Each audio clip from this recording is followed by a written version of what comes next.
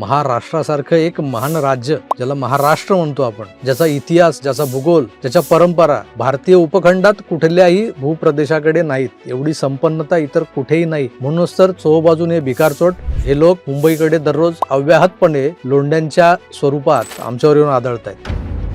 त्या महाराष्ट्राला हा लांडोर 2x2 म्हणतो. 2x2 Maharashtra 2x2 Maharashtra 2x2 Maharashtra, क्योंकि इंडिया बहुत बड़ा है. हा तर झाटूच आहे. पण मित्र, या असल्या टुकार आणि भिकार सुलेमानींमध्ये मुंबईत राहून इथलं खाऊन याच राज्याबद्दल हे बोलण्याचं धाडस येतं कुठून? याला कारणीभूत आपले गांडू राजकारणी.